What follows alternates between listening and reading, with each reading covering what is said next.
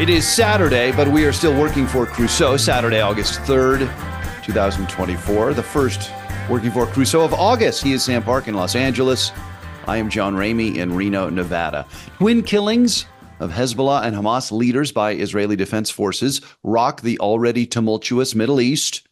Thousands of protesters, hundreds of arrests, some reported killed in Venezuela following a disputed presidential election result. And a weak jobs report scares the hell out of Wall Street. Sam, let's start with the jobs report that came out at the end of the week on Friday, yesterday. This is reporting from CNBC.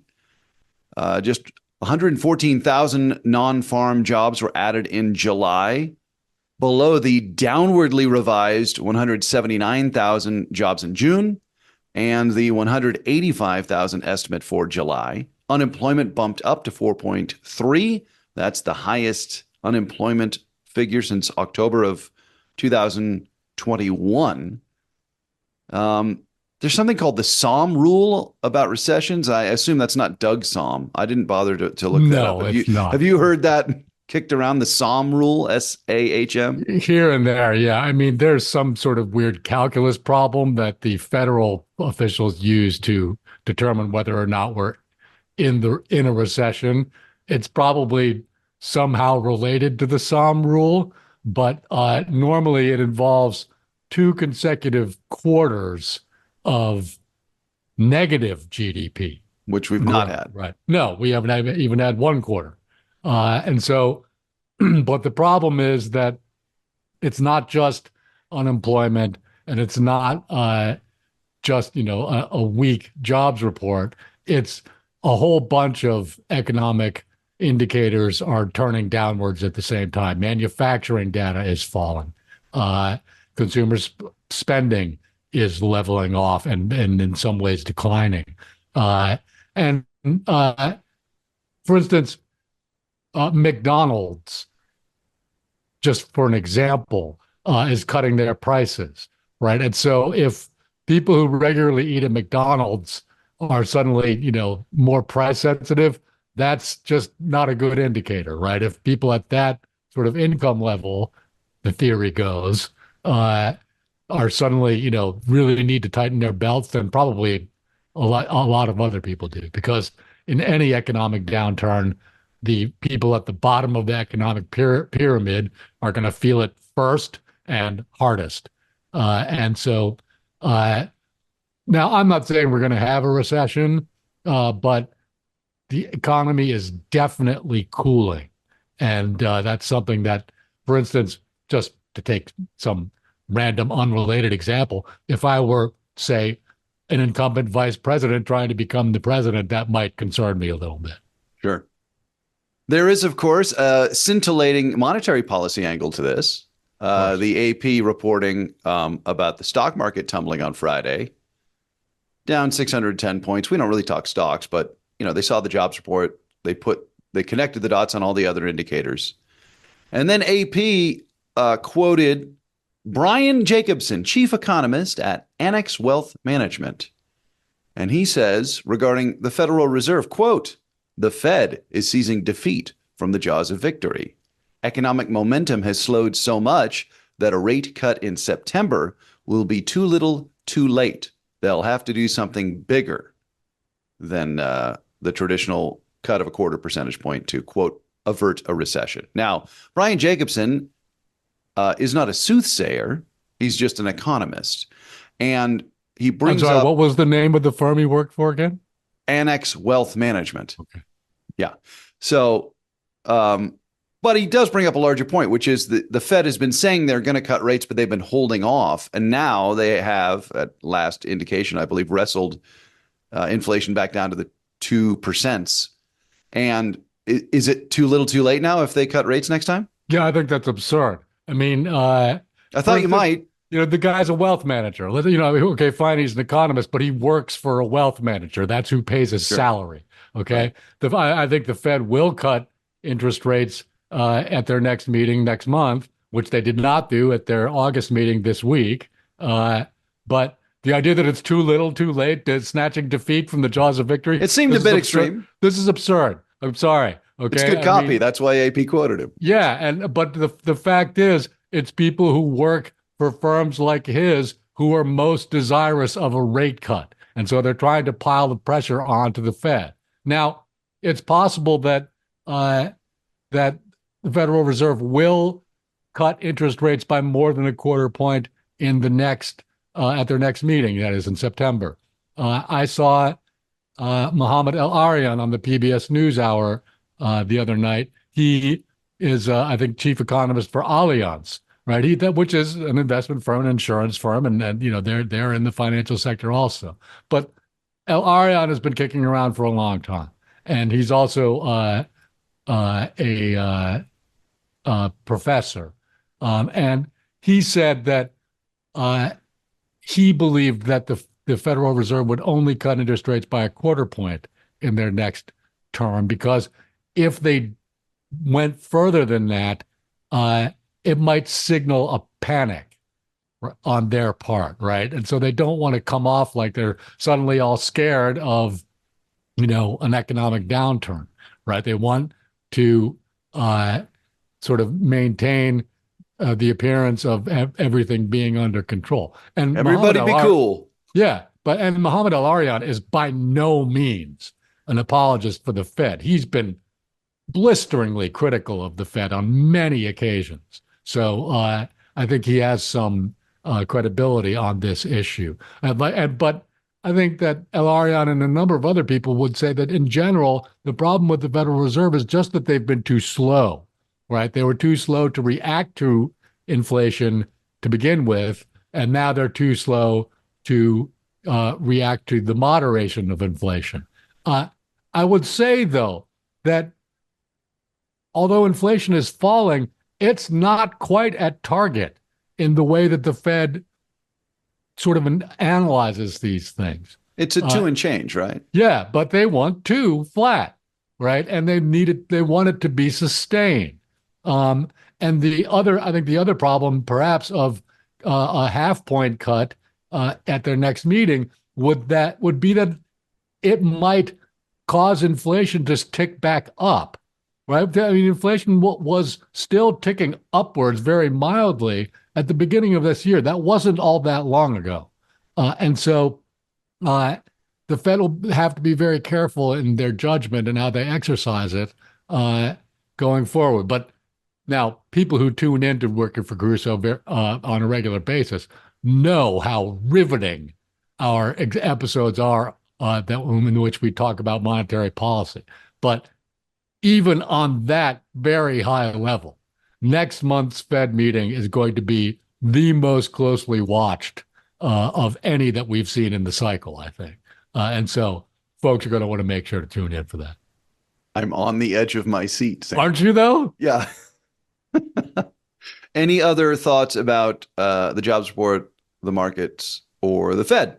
Well, I just think it's worth pointing out that the economy is still adding jobs, right? Right. This is not a net loss of jobs, right? So there's defeat from the jaws of victory. Just like, what's wrong with you, right? And not just that, but how stupid do you think people are? That's the real problem I have with it, right? Is that people are trying to scare other people for their own financial gain. I think it's revolting, frankly. Okay, to the Middle East, we have 2 killings, and Sam, I'm supposed to be objective about this, but I think it's good when terrorist leaders die. I think it's a net positive. Now, obviously, there could be repercussions and retaliations and escalations, but Ismail Haniyeh, the political leader of Hamas, was assassinated along with his personal bodyguard in the Iranian capital of Tehran. This is from Wikipedia on his death. Haniyeh was assassinated after having returned to his accommodation in a military-run guest house following his attendance of the inauguration ceremony for the new Iranian president, Masoud Pezeshkian. Also, this week, Hezbollah leader who's still alive, Hassan Nasrallah, says the war with Israel is now, quote, entered a new phase following the death of Fuad Shakur, Hezbollah's senior commander, who was killed in an Israeli strike in Beirut. So am I being too reductive to say Yes. addition by subtraction because those are two terrorists? I'm being Magic too 8 Ball reductive. says all signs point to yes. You are being too Okay. reductive. Okay. Tell me Now, why. uh, okay, just to add a little bit of context here, Fuad Shukr was killed in Beirut, supposedly in retaliation for a strike that took place in the Golan Heights, a rocket attack which killed about a dozen people. And this is part of the constant exchange of rocket fire between Hezbollah in the south of Lebanon and the north of Israel. That's right. But the Golan Heights is, and very few media outlets reported it this way for reasons we might want to get into. But the Golan Heights is actually disputed territory between Israel and Syria, right? It's just that Syria is such an outlaw regime that nobody wants to ever say that Syria has a legitimate claim to anything, and that includes the Golan Heights. The village that was targeted in the attack, which, by the way, Hezbollah still says they didn't do. Now, I'm not saying that they didn't do it, but that's what they say. It's populated by Arabs of the Druze religion. And because the Golan is disputed territory, these Druze Arabs have always refused Israeli citizenship. Now, that that doesn't make them fair game for anything or anything like that. The point I'm making is that they didn't consider themselves Israelis. So if for Israel to strike back at Hezbollah for this, it's just because Hezbollah killed people on their territory. Now, I'm not saying that makes Israel's counterattack illegitimate on any level, okay? But it does, I think it's important context for the story is all I'm saying. And now, going back to October... I don't know, man. If Israel says the Golan Heights are Israel, which they do, yes, and Hezbollah fired rockets into it, I don't think it matters that it's disputed. Okay, that's. I mean, but I appreciate you pointing that out. I mean, there's a layer of complexity. That's a completely legitimate point of view, right? And I don't mean to discount it, right? Sure. I just want people to make sure that people have as much information about this as they can. Now, if we go back to October 7th, and very consistently, although not entirely, right? Ever since then, the Israeli Prime Minister Benjamin Netanyahu and many other people surrounding him have said that their plan is to eradicate Hamas. And now many people have said since then that, look, you can't kill your way out of this problem. And on some level, Netanyahu and his associates seem to be saying, let's see about that, right? And so the idea that they should actually kill the political leader of Hamas shouldn't be surprising to anybody. Haniya has been the leader for a long time, and the circumstances in which he was killed really, I think, are illuminating on a certain level. For instance, as you say, yes, right, he was staying in a guest house that is part of the compound controlled by the Iranian Revolutionary Guard Corps, right, which is the most militant and very powerful wing of the Iranian security services. And again, as you say, he was there for the inauguration of Iran's new president, who then we covered his election a few weeks ago, Masoud Pezeshkian. And Pezeshkian, running for president, campaigned on an assurance of trying to pursue what he called a more constructive foreign policy. That was the word he used, was constructive.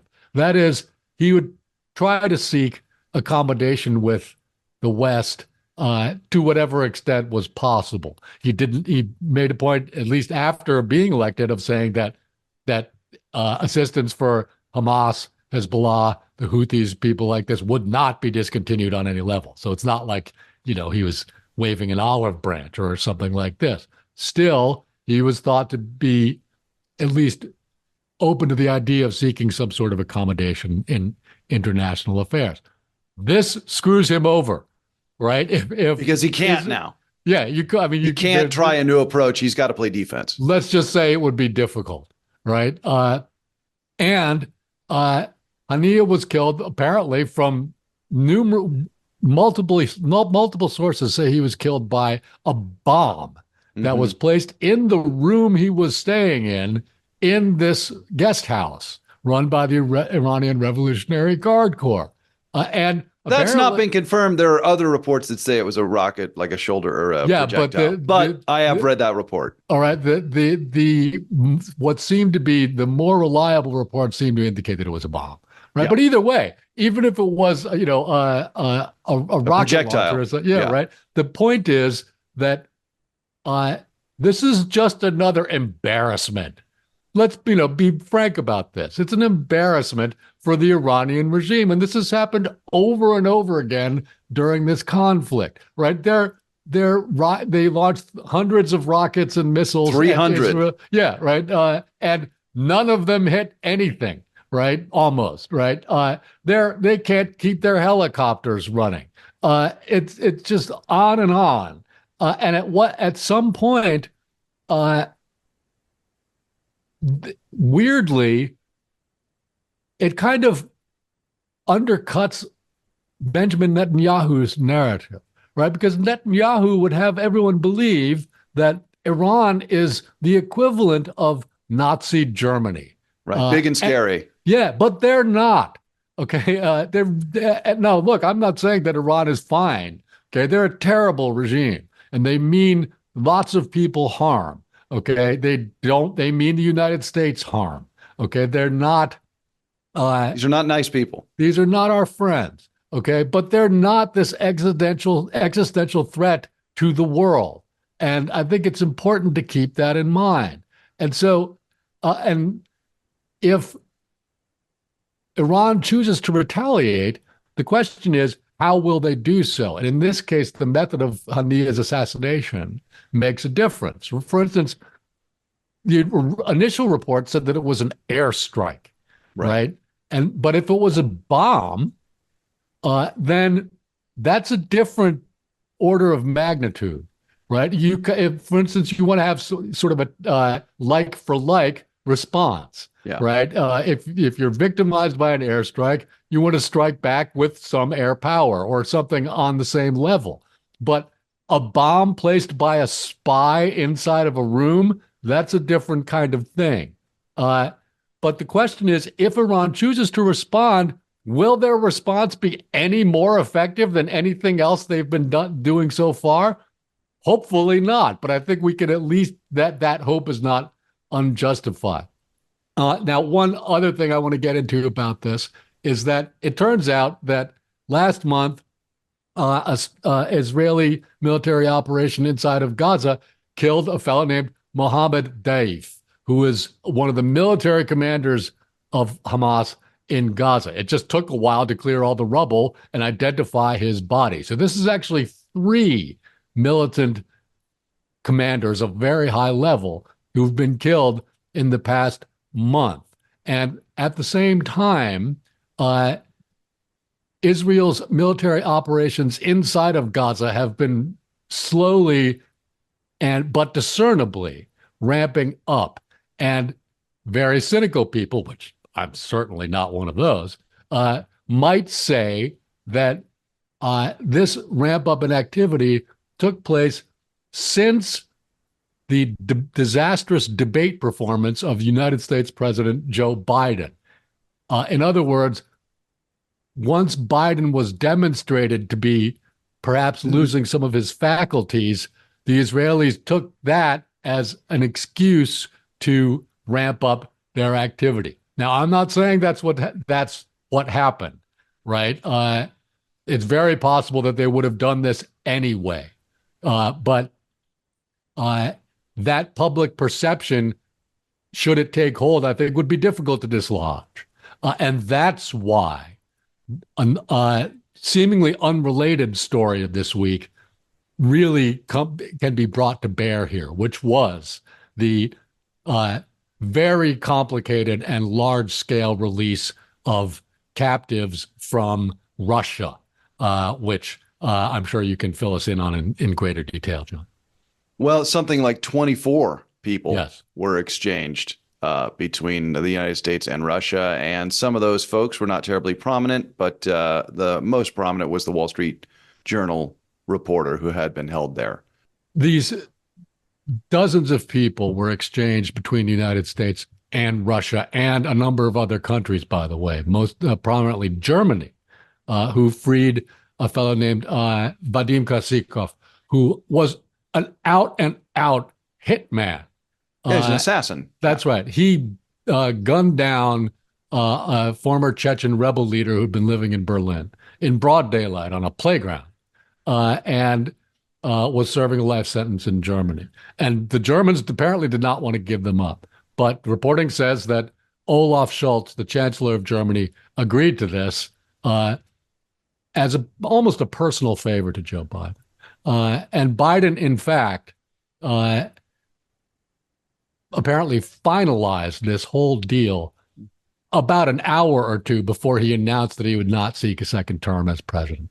And Biden needed this to happen. I think it's just the timing is very coincidental, but worked out well for him because it sends the message. Oh, hey, Bibi, wow, that's great. You killed a bunch of bad guys. How many people did you set free today, right? How many people did you get out of captivity?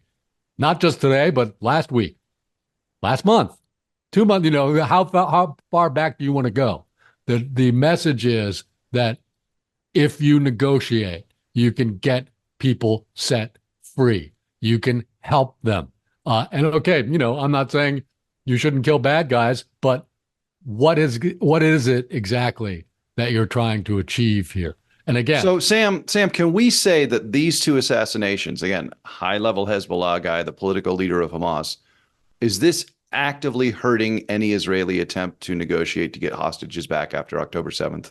I think it could be, and it's reasonable to think that it would, because Ismail Haniyeh, he was overseeing the negotiations, right? He doesn't live in Iran. He lives in Qatar, right? Which is where Hamas has one of their headquarters. And he was overseeing the negotiations taking place in Qatar to get the hostages freed. And so, again, if you're very cynical, you could say that the person who benefits most from this is actually Yahya Sinwar, right? The engineer and mastermind of the October 7th attacks, who apparently, from reporting, has been standing in the way of ceasefire negotiations, right? All the reporting says that Haniyeh would actually prefer to have a ceasefire, but Sinwar said no. And because he's the one on the ground in Gaza, he gets the final say. You can't make him, right? And so he's put in a more powerful position. And again, is this what Netanyahu wanted? I'm not saying it is, but it wouldn't be the first time that he purposely empowered the more militant Palestinian faction in order to have an excuse to not make peace with them. He's done this many times. I mean, that's one of the reasons Hamas is still in charge of Gaza, right? He propped them up. That's right. Absolutely. As opposed to more moderate Palestinian factions that could have taken charge of Gaza. Yes. And he's not the only one either, by the way. But because he's the longest serving Israeli prime minister in history, it does fall in his lap more than it falls in the lap of anybody else. Going back to your point about Iran's retaliation for this, I agree with you. What are they going to do? Like they kind of got pantsed by having one of their, client terrorists killed in their own capital. That's embarrassing. Like I don't worry. Guest house run by the military, above the Iranian Revolutionary Guard. It's humiliating. Yeah, they got pantsed, and so I don't worry about escalation. But as far as the hostage negotiation, angle. Yes, Yeah. I agree with you. I think that is Yeah. the most dire outcome of Yeah. this. Yeah. Any other notes you have on this on these twin assassinations? I Not guess can we call the especially. other one an assassination because it was in an airstrike? Maybe not. But I believe that they were after Deif. I don't think they accidentally killed him, right? Right. And in fact, when that attack Well, I'm occurred, talking about Shakur. oh, Shakur. I mean, Yeah. I would say so. I mean, Yeah. for instance, Shakur had been a wanted man for many years. He was said to have engineered the attack in Beirut on the American Marine In 83 barracks or whatever in it was? 1983. Wow. Yeah. And so he's no joke. And that Okay, killed so, 280 something something like Marines, that, right? yes, Yeah. and some French troops as well. Yeah. And so I'm very comfortable thinking of them as assassinations. They didn't just accidentally kill these three guys. Nasrallah, the Hezbollah leader who speaks kind of on behalf of Hezbollah, said that Israel had, quote, crossed red lines and that a response is, quote, inevitable. But it's Saturday and we don't, there's nothing like a response thus far at Well, this is why it's 11:42 Pacific Daylight Time. This is why it's called the cycle of violence, right? Because Right. it's ongoing, and the only way to stop it is just to stop killing people, right? I mean that you can sit there and go, well, you did this or you did that, and that's all true. Okay, everybody's right about that. But at a certain point, the question has to be: do you want to stop killing people, or do you not want to? To Venezuela. This is reporting from CBS. The U.S. government on Thursday recognized Venezuelan opposition candidate Edmundo Gonzalez as the winner of the South American country's presidential election, discrediting the results announced by electoral authorities in Venezuela, who declared the incumbent president, Nicolas Maduro, the victor. He was seeking his third term. Secretary of State Antony Blinken said, quote, given the overwhelming evidence, it is clear to the United States and, most importantly, to the Venezuelan people that Edmundo Gonzalez Urrutia, that's his third name, but he goes by Gonzalez, won the most votes in Venezuela's presidential election. There has been reporting that exit polls show that Gonzalez took like 65% of the vote, but the official state tally says Maduro won, I believe, 51-44. Yes. So it's bogus. They had an election, they got a result, and Maduro lost and simply has had his electoral panel say, just kidding, I won. I'm still the president. And thousands of people have protested. Hundreds have been arrested. I've seen reporting as many as 11 have been killed. Yes, that's the head of the government. The head of the military has called the protests an attempted coup. So it's not going in the right direction in Venezuela. No, and unfortunately, all of this could have been easily predicted and probably was by some people. No one thought that Maduro would easily give up power, even if he did lose. Having said that, however, I feel that the United States declaring Gonzalez the victor outright was premature, right? The opposition has presented some evidence to this, and I'm not saying it's wrong, but it's just a bad look, as we might say, for the United States to saying who won an election in some other country, right? No matter where, right? And the unfortunate part is, in the immediate aftermath of the election last Sunday, when the dispute became clear, even other leftist governments in Latin America, such as Brazil and Colombia and Chile, they also voiced concerns about the irregularities in the election. But they have not joined the United States and numerous other Latin American countries in saying that Gonzalez won. Why are we so far out over our skis on this? I mean, I just sort of feel like it's this residual institutional prejudice, right? Where a sort of Monroe Doctrine thing, right? Where this is just our hemisphere, our business. Yeah, I mean, and it's just silly. I'm okay with that. Right? I'm not. Okay, I mean, you're not a Monroe Doctrine guy. Look, the Monroe Doctrine's 200 years old. Okay, and so do you want to live 200 years ago? Or do you want to live now? Vice President Harris says we're not going back. Well, are we? No, but shouldn't we lead from the front on questions of, transfer of power and election integrity? At a certain point, people in the United States are going to have to understand that we're living in a geopolitical multipolarity. All right. Sure. And if you're not going to understand that, then you're clinging to the past. Right. You're sticking one of your feet in the grave. And I mean, I have pursued this line of questioning in part to get you riled up. And also, I mean, I'm happy to accommodate you, John. Yeah, and I'm sitting in the state of Nevada where, depending on the result here in a couple of months, there might be some trouble with the certification of its 6 electoral votes, right? Absolutely. So high pot, it's kettle, you're black, right?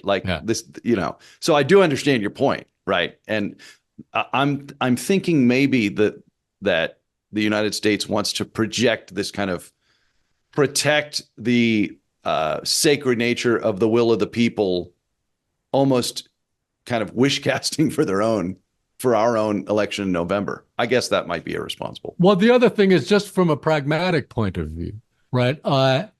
For someone like Lula da Silva, the president of Brazil, right, or Gustavo Petro, the president of Colombia, right, for them to actually go out on a limb, right, and acknowledge that Maduro might have lost, that's a big deal for them. Maduro, as we know, was the political heir of the system imposed on Venezuela by Hugo Chavez, right, who fairly won his election in 1999, fair and square, no question about it, and was a legitimately popular leader, right? But he was also the progenitor of what some people, I think, sort of distastefully refer to as the pink tide, right? Which is the sort of rising leftist movements all across Latin America and especially South America, right? People like Lula and Gustavo Petro, Gabriel Boric in Chile, right? There are actually numerous leftist governments in power in South America and also now in Mexico, as we know. I think it would behoove the United States to want to be sort of coordinated with them, right? Instead of trying to pull them even further away. I'm not sure it's a good idea. Again, just from a pragmatic point of view, what they're doing already is no small thing for them to be doing. And I'd sort of wish that we would show some appreciation for that. Just to be clear, you're not disputing that Gonzalez won the election. Oh, not at all. And Maduro's clinging to power illegitimately. That's right. I mean, he says he has evidence that he won, but he hasn't shown it to anybody. Right. I know that one. I've heard that one. Yeah. Whereas at least that, the opposition says that they have documentation. Now, I don't know if that's legitimate either, but at least they've shown it to people. Right. Yeah. I mean, the United States isn't saying this for nothing. Right. I'm not saying that the U.S. shouldn't have declared Gonzalez the winner because it isn't true. I'm saying that it might not be the best move diplomatically. That's all. Right. I mean, Blinken doesn't strike me as a loose cannon. I don't think he would have said this if he didn't have. Right. But yeah, I see your point.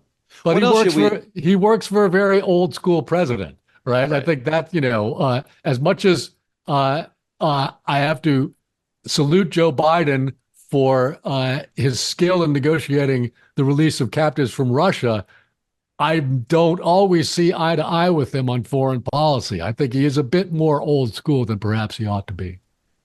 I mean, Biden came to the Senate in 1972. That's only 10 years after the Cuban Missile Crisis, which I believe during which President Kennedy did, in fact, invoke the Monroe Doctrine as part of his rhetoric. So We're not going to say that Biden is so old he helped develop the Monroe Doctrine. Not Monroe quite. Was what Monroe was our 4th president, I believe. I don't maybe 5th. It was a really long time ago. Let's put it that way. I think he's our 5th. And but yeah, it's our hemisphere, our business. Just for you Monroe Doctrine curious folks out there. Yes, I think John Kennedy might actually have been referring to the Marilyn Monroe Doctrine. But hey, which is a better doctrine. Let's face it. Pretty good.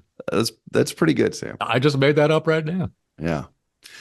See, we had to wait a whole day, and it allowed you to cook a little longer and come up with that zinger. That's good. Okay, so we'll keep an eye on Venezuela. What are we thinking about for next week? It could be any number of things, frankly. There's a rising and very serious unrest in Nigeria right now. And that's important. Nigeria is an enormous country. It's one of the most important countries in Africa. And things seem to be going poorly there right now. I haven't actually read up on it all that much, just because there's been so many other things going on. And so we'll have to see how that all works out. But I'm sure something else will come up, believe me. So Monroe Doctrine and the Doug Somm theory of economic slowdown. I'm just kidding about the Doug Somm thing. But yeah, we've got some good name checks in this one. Well, at least, mine is a name that most people will recognize. Fair enough. Fair enough. Okay. Until next week, he is Sam Park. I'm John Ramey. This has been Working for Crusoe. Have yourselves a great rest of your weekend. Stay hydrated, everybody.